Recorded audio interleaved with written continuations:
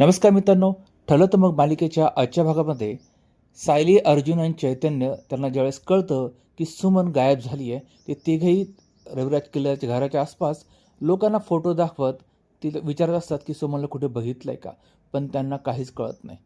मग ते घरी येतात. घरी आल्यानंतर मात्र सगळे आश्चर्यचकित होतात की मध्येच तुम्ही गेले कुठे होतात. मग ते खोटे सांगतात की आम्ही जरा वॉक करायला गेलो होतो आणि पुन्हा 2 मिनिटं बहाणा करून बाहेर पडतात. त्यावेळेस तिथे मात्र अर्जुनला पक्की खात्री असते की नागराजने सुमनला गायब केलाय. कारण चैतन्य बोलून दाखवलं असतं की मलाही वाटतं की कोणीतरी तिला किडनॅप केलंय. पण का किडनॅप करेल आणि कोण किडनॅप करेल हा प्रश्न त्यात तिघांनाही पडला असतो.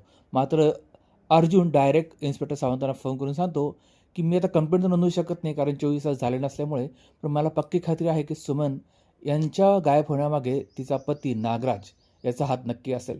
कारण तो काही दिवसापासून तिला मारहाण करत होता. याचे प्रूफसुद्धा आमच्याकडे आहेत. आणि मग ते घरात येऊन बघतात तर घरात नागराज ऑलरेडी आलेला असतो.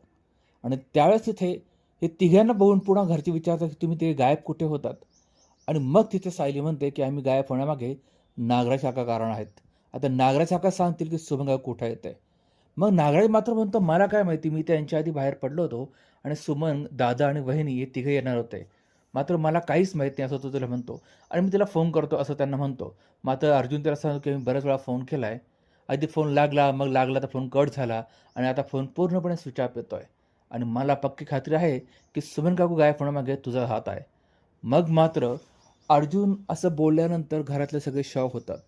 रविराज विचारतो असं तू कसं बोलू शकतोस. मग मात्र इथे सायली सगळ्यांसमोर एक रहस्य उघड करते. ती म्हणते की नागराज काका सुमन काकूला मारहाण करायचे आणि हे तिने आम्हाला स्वतः सांगितलं. मग हे ऐकल्यानंतर मात्र घरच्यांचा विश्वास बसत नाही. आणि मग रविराज नागराजच्या कानाखाली मारतो आणि त्याला म्हणतो, इतका दिवस तू माझा भाऊ आहेस म्हणून मी गप्प बसलो होतो. 25-30 वर्षापासून तू सारखा खोटं बोलतो आणि आज पण तू जे कारण सांगून बाहेर पडला होता ते कारण खोटं आहे, मला सगळं माहिती आहे. पण जर हे खरं हे असं अर्जुन साली जे बोलतात ते खरं असेल तर मी काय तुला सोडणार नाही, माफही करणार नाही. मात्र तो म्हणतो मी काहीच केलं नाही. मात्र रविराज पुन्हा एक त्याच्या कानाखाली मारतो आणि त्याला गप्प राहायला सांगतो. आणि इथे प्रतिमा सुद्धा सांगते की भाऊजी आता तरी खरं बोला. मागच्या वेळेस तुम्ही मी आले म्हणून तुम्ही सुमनला मारायचं थांबला होतात. नाहीतर तुम्ही तिला कानाखाली मारली असती.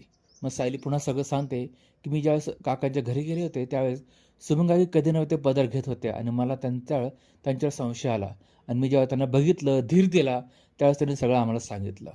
मग हे ऐकल्यानंतर मात्र रवीला खूप राग येतो. तिकडे मात्र प्रिया फार खुश होते की नागराज आता पक्का अडकलाय.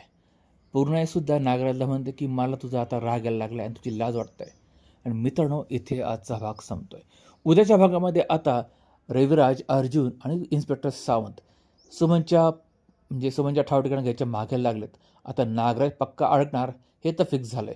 बघूया आणखी पुढे काय होतं ते. मात्र पुढचा भाग बघण्यासाठी चॅनल सबस्क्राईब करून बेल आयकॉन प्रेस करायला विसरू नका. भेटूया पुढच्या भागात. तोपर्यंत